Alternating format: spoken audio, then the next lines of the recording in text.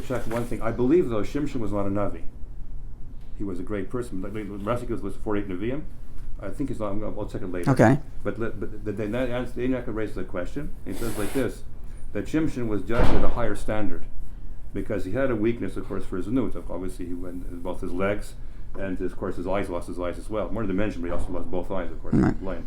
So he was, since he was a Jew and also appointed by Hashem, he was judged by a higher standard. Therefore, he lost both. So Bilam, he had one side was a Navi, and as we mentioned in the Sifrei, he was compared to Moshe Rabbeinu and the Neviot. But on the other hand, of course, the H is not the better part of it. So that's why he's like divided. But Shimshon, as a Jew, Hashem expected more. So as far as Hashem was concerned, he was kind of like failed in both. I was actually thinking in a reverse way. Yeah, at least as far as yeah, explains that. I was thinking in the reverse way. These That kind of explanations like where you can go either yeah, way. so I was thinking the reverse way that Bilam, even as a prophet, but nonetheless, he still had a sense of his own ego, and therefore he still had his leg and still had one eye.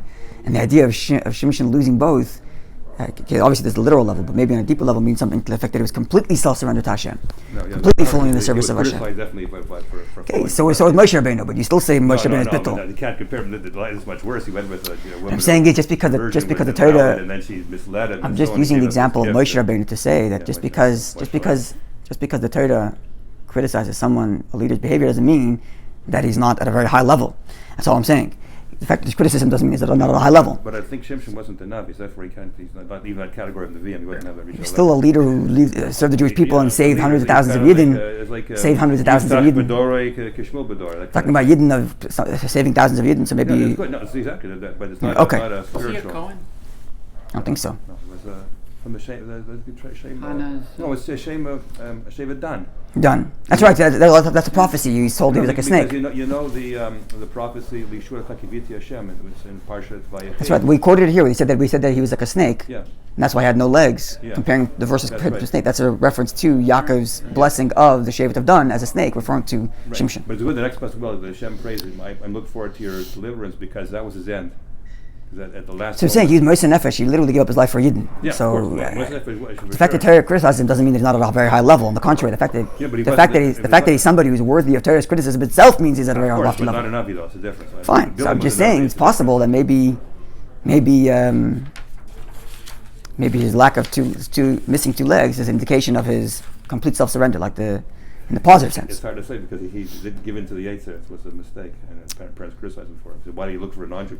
He still gave up his life for Yidden. At the end, of course. Okay, so that's what I'm saying. That's all. There's no other Okay. commentary on that issue? I'm sure there's plenty. Oh. Yeah. All right, let's go. We are on page Kuf Hamid Beis 105b, and we're discussing the moment of God's anger. We talked about this last week, that there's a moment when Hashem's anger is exposed in this world. Right? Talk about how all the divine attributes always exist. It's a question of a window that opens up to our world, like Shabbos, Yom Tov. No, he has to go. Okay. And the same thing to Hashem's anger. It's only a brief moment every day that this anger is exposed. And the knowledge that Bilam had was knowing that particular moment. This is what we learned yesterday. And Hashem says that the kindness he did was, but for those days, Hashem did not expose his kindness, his anger to the world, and thus Bilam could never get it, even though he knew when it was. Knew what it was, but he didn't express it. But he couldn't use it.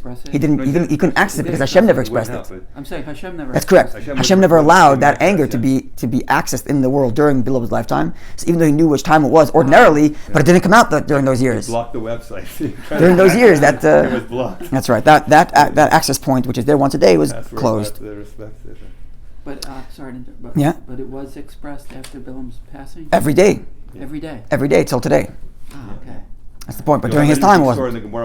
So let's see. That's where we're going to go. Let's learn. So we are. The line begins with the word Ad Yaver Zam, and then the fourth word is Emas Ratach. So it's almost exactly halfway of the page. If you count from the wider set of lines, you count up. It's 1, 2, 3, 4, 5, 6, 7 lines up from the bottom. 8 lines? No, from the bottom of the wider set of lines. Like go on top of the wide set of lines, count up 8. This one here? Yeah. You see one of them is the lines Ad Yaver. Okay. So the Gemara asks, Emas Ratach, when is this anger of Hashem exposed, and when is it injected, as it were, into this world? It's interesting. The Gemara just finished telling us that it was this big piece of information that nobody knows about and Bilam knew, but the Gemara wants to expose it for the whole world. But this is what the Gemara does. Asks, when is it? And rather than give a time, the Gemara is going to give a description. Well, it's going to be in a time frame, but it's more of a description. Which obviously there's a literal description, which I'm going to put out, and then there's obviously the deeper meaning, which I don't necessarily know. I don't necessarily think that I have, at least not yet. We'll have to give it some thought. Maybe we'll look at some of the sources. But let's see what the Gemara says itself. When is this anger? Says the Gemara, during the first 3 hours of the day.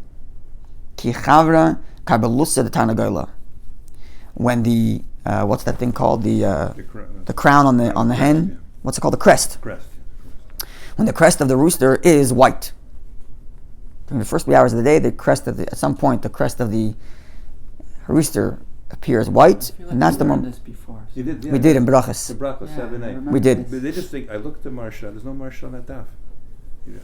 It's weird, because there's a daf on Vav and Ches, but in Zion, it's not there. I don't know what happened. It's obviously, Says the Gemara, Kol Shaita v'Shaita Nami Chevra.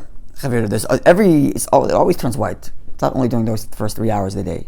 Chicken's crest constantly switching between white and red. So, how would you know when it is? It's always turning white. So the Gemara, Kol Shaita v'Shaita Ispe Surki Sumki. All the time, it's red, yes, but with red streaks. Which means it doesn't fully appear red. It doesn't fully appear white. It appears white, but it has red streaks, red stripes. But during the first 3 hours of the day, there's some point in time when it's completely fully white, and that's the moment of Hashem's anger. But Ahishaita, during that time, less base surki sumki, there is no red streaks, just completely white, this crest. Okay, that's the Gemara on a literal level. Within that 3 hour period, at some point. Within that 3 hour period, it's completely white. The crest of the rooster is white, and that's the moment of Hashem's anger.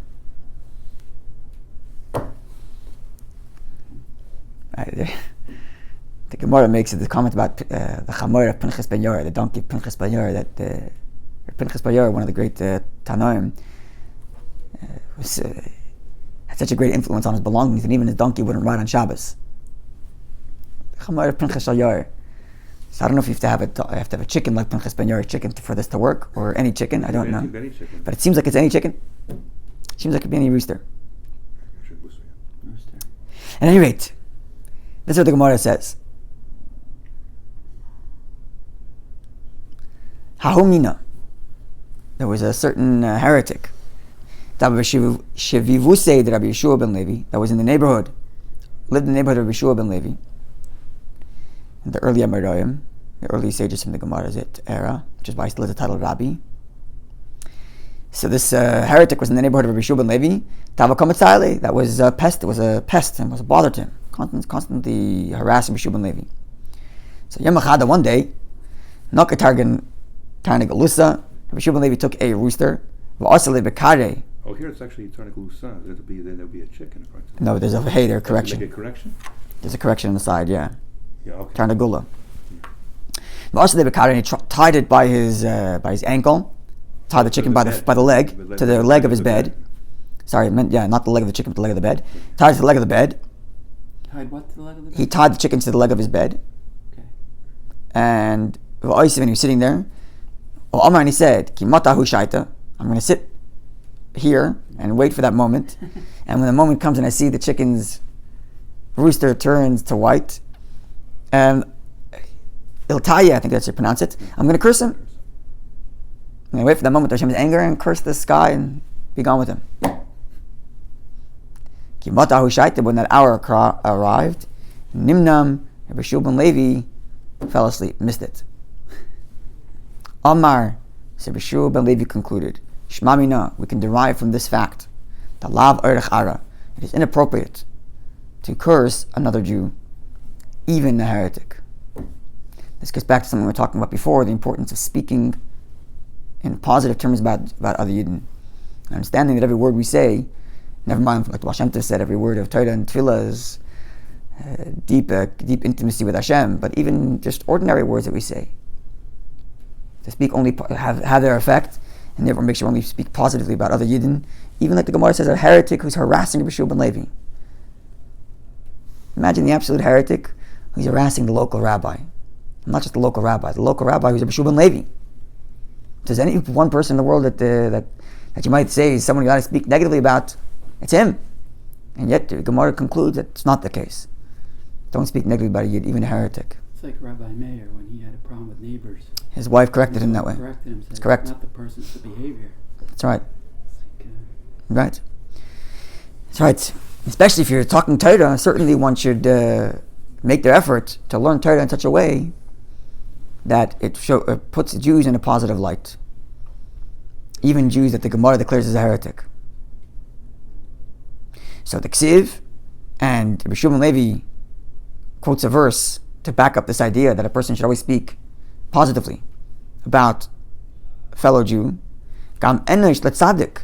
Even so the pasuk says, it's in Mishlei. Gam enosh letzadik. Even punishment delineated. Sorry, could I just dedicate this class to my... Oh yes, to your aunt. And my... Your wife's aunt. Jacqueline Bat Masodi. She mama just passed. She was buried last night in Eretz Yisrael. Yeah. So her neshama should have an easy transition in the schos of this Torah. Amen. So the pasuk that backs up Rabbi Shimon Levi's idea that the person should always shouldn't speak negatively about other Yidden, certainly not try to curse them. Gamanoish tzaddik lo toiv. Punishment, even for the righteous, meaning even if it's done justly, is no good. Or by the righteous. By the righteous, and even if it's just. Yeah. If it's not just, certainly it's no good. The chiddush is even when it is just. If a tzaddik's doing it's just. It's an amazing thing. But they deserve it. Not a good enough excuse. So what if they deserve it? Nobody asked. You're not responsible. Don't feel like you're responsible to make sure that everybody's getting the punishments they deserve. Hashem will take care of that. You as a tzaddik, your job is to try to make it better for other Yidden. Even a heretic who's deserving of punishment. Believe it to Hashem. Help your enemy when they're unloading their donkey. That's right. Yeah. But even in speech, and here's the beautiful thing though. Even a heretic shouldn't be done so.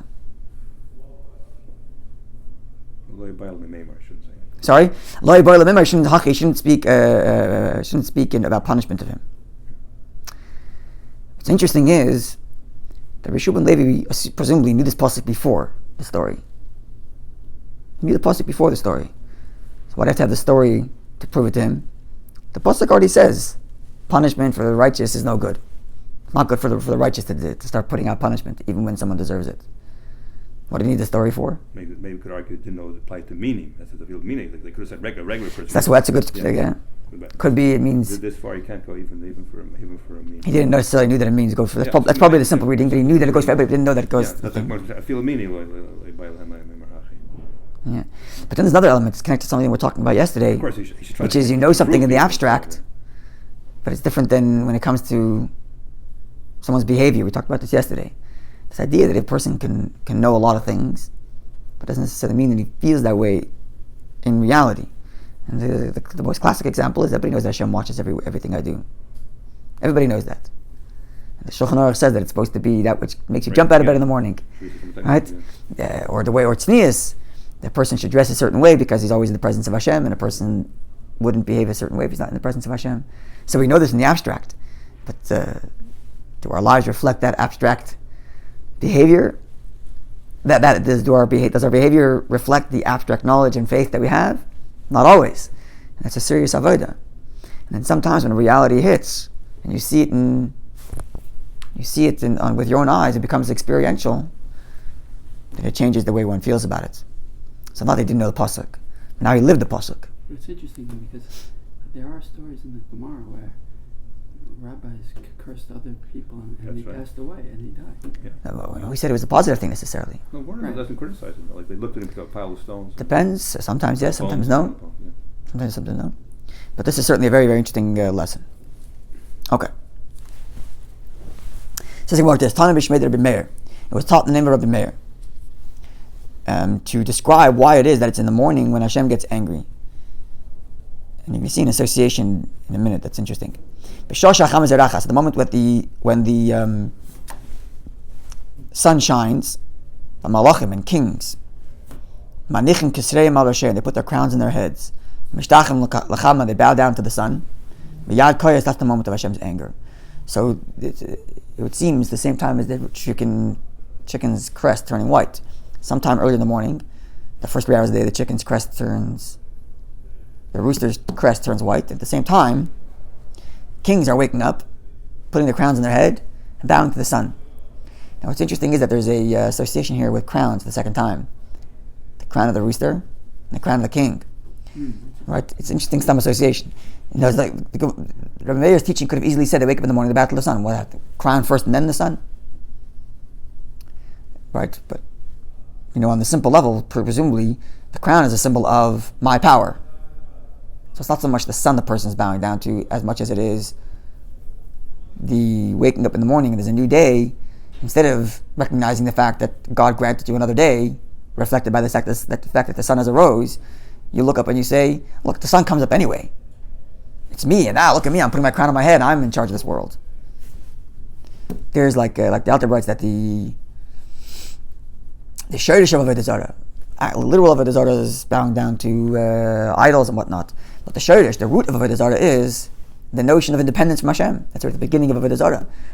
Actually, the original one, the Rambam had both. That's correct. The Rambam actually writes that as the beginning. No, they had originally believed in Hashem, but they had helpers. That's correct. They had to both. It was a mixture. That's correct. But eventually became to the complete knot. So when the Torah says about halachic Avodah Zarah, it's talking about literal sticks and stones. But that's root in the history and in our reality is the feeling that, or denial of the truth that Hashem is the only reality. Achtas Hashem. That's correct. I made myself. That's the pasuk that the Alter quotes. Where Perek says, I made myself, I made the Nile, which is why I went to the Nile in the morning, right? Who is this God? Even in theory, if you believe in Hashem's existence, that's great, Hashem is existing, but I control my life. Maybe that's the illusion here, putting on the crown in the morning. I wake up in the morning and I'm in control of my day. Rather than the way a Jew wakes up in the morning, the first thing is, Modani, acknowledge and thank Hashem for granting me another day. The crown here is the reverse. And maybe that's the association with we can even make deeper associations, like I need to think about it more. But in Kabbalah, there's the idea of the crown. Keter, the highest levels, which is what we talked about yesterday. Keser is that level we mentioned yesterday, from where the sense of self-esteem comes from. It comes from Keser. Keser is the beyond my intelligence, beyond my emotions. It's just me as I am, my desires, which are deeper than the way I see the world and deeper than the way I feel about the world. It's my desires, my intrinsic desires. That's associated with Keser. So in the negative sense, it's a sense of self-assuredness that comes from me, rather than Keser from Hashem, the sense of self-assuredness that comes from the fact that Hashem granted it to me. So it's a double-edged. Well, yeah, there's the positive or the negative. Yesterday we were talking about the positive, serving Hashem, but there could be here in the negative. Maybe that's what's talking about here. We have to figure out what white and red means and why it means turning to white.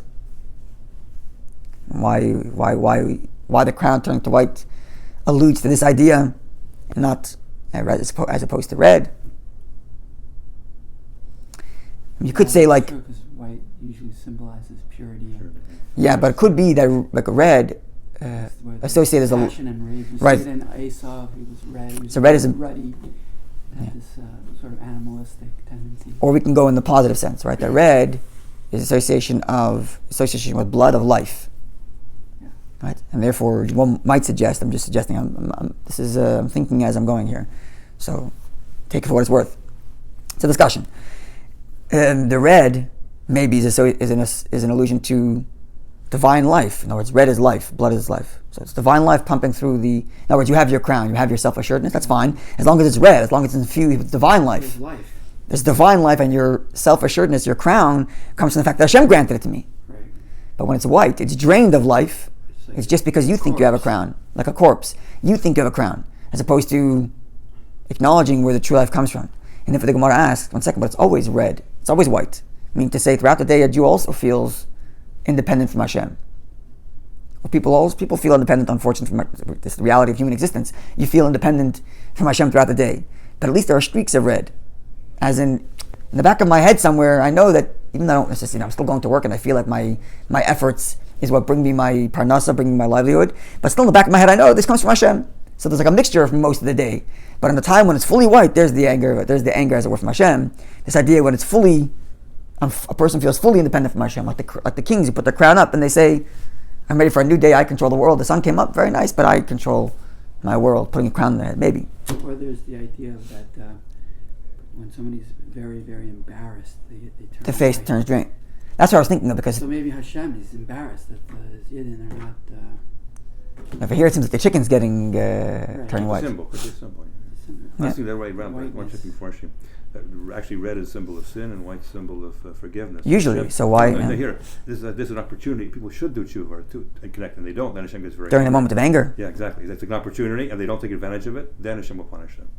So it's like a switch of the. Yeah, that's like Yom Kippur. Like, tshuva is good the whole year, but they say the binary between Rosh Hashanah and Yom Kippur doesn't do the mitzvah tshuva through 10 days of the repentance, and that's considered to be like an avarium. So that's like a checking for Hashem. But certainly one thing that comes up is the 3 hours is for Kriya Shema.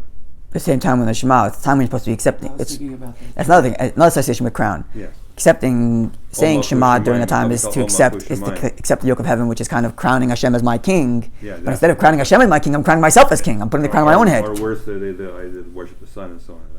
Both themselves and the sun. They go hand in hand. And by the way, Ol Malchus Shemaim is very good because we're Tavis is Shema in reverse. Yeah. That's so the Shema is Ol Malchus Shemaim. Okay, very interesting stuff. Yeah. You're talking about the person gets embarrassed and his blood gets drained. That's what I was thinking of. Yeah. He's turning white because the blood is empty. Blood is drained. So maybe the white is like lacking a life, lacking a chayes aliki, lacking a divine life. Like anger as well. Anger. Right. This embarrassment or however. Yeah. Or another thing I'm just thinking now is that Hashem's anger is associated with white rather than red. Red is an anger out of passion. White is anger because it's the way it has to be. Maybe that's what white means. In other words, usually anger is red. I am angry. Yeah, Whereas Hashem's anger is not like that. Maybe Hashem's anger is associated specifically with white, in that it's pulling away from life. Right, but what I mean is that Hashem's anger is not expressed of an anger of passion. It's an anger because this is the way it has to be. There has to be punishment in the world. There has to be justice in the world. So it's done out of cool calculation rather than passion. Right? Like, for example, we use this example that when a parent disciplines a child, if he does it out of anger, then the child doesn't remember what the discipline, just remembers my father was angry. What you said in a moment of anger is almost irrelevant because all the person remembers is your anger.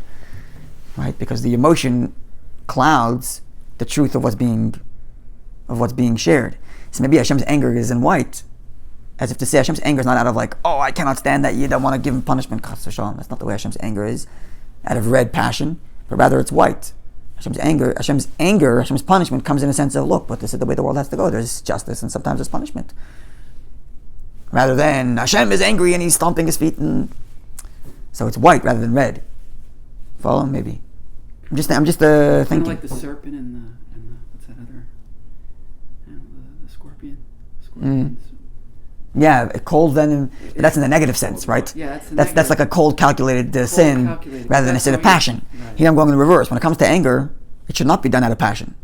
If a person needs discipline, right? Even as a rabbi, and sometimes you have to tell someone a sharp word. If I'm doing it out of a sense of anger, then what's really being expressed there is not helping him, but me getting my frustrations off my chest. And that's the wrong way. That's a negative anger. That's the wrong type of anger. The right type of anger would be, go to a person and say, look, this is not personal, but there's a certain behavior that it has to stop. Or there's certain actions I have to take because of a certain behavior. So it's a white punishment. It's a punishment that comes without passion. So maybe that's the association of the white and Hashem's anger. Maybe. I'm just suggesting, I'm sure there's elements of truth to all of them and elements of what's not true to all of this. Yeah. That's a good question. This is maybe off the topic a little bit. Malchut, like lashes, yeah. How does that not? That's a punishment causing severe folly. Yeah. Well, punishment is punishment. But maybe it's not. The guy not with passion. The guy who's doing the lashes should not do it with passion. He should not do it out of anger. It's not a passion. He should be doing it out of a sense of white. If anything, proper Bezdin, if they had an employee who enjoys doing the lashes, I would imagine they would fire him. Right. You enjoy giving another yid lashes? What are you doing here? Like we have this story with the kohen, the famous story with the Mitzvah. A person gets the white leprosy, gets the Mitzvah, the spiritual tzaras, has to be sent out of the camp of Israel. Has to be excommunicated. And the law is that even if, let's say you go to a city and there's one rabbi and there's one kohen in town. The rabbi obviously is a scholar and the kohen is uneducated. So, and they need to examine this tzaras to see if it's actual tzaras or not, or just a physical blemish. So the rabbi would look at the But look at it, how much white is there, how much yellow is there, how much red is there, all the different laws that are very, very complicated laws about define when it's exactly tzaras. But who has to pronounce them tzaras? The Kohen. Why? So there's many different explanations. And one of the explanations the Rebbe offers is, a Kohen is known as Kohen Ish Chesed. Kohen in Kabbalah is Chesed, is kindness. If you're going to tell a Jew he has to be excommunicated, it has to come from a place of love and kindness. And bracha. And bracha. It can't come from a place of anger. Oh, you're a terrible person, get out of the camp. It has to be comes from a Kohen who says, look, I'm terribly sorry, but they said the only way for you to get your cleansing is if you leave the city. It's a Hashem's decision, but the Yid who's doing it has done it out of a sense of love. Exactly. Right. So similar thing, same thing I think would be true of the lashes. If the guy's doing it and he enjoys it, bit of a problem. Yeah. So maybe that's the allusion here in the white. That Hashem's not enjoying, as it were, his anger and it's passionate and red. It's white. It's done with a sense of almost kiviyachol duty. This is the way the world has to run. That there's times of anger. It's just the way the world is. Maybe. All interesting stuff, and encourage you to think about it, obviously. And with Hashem, some more very interesting Gemaras coming up on Monday. Have a good day and a good Shabbos.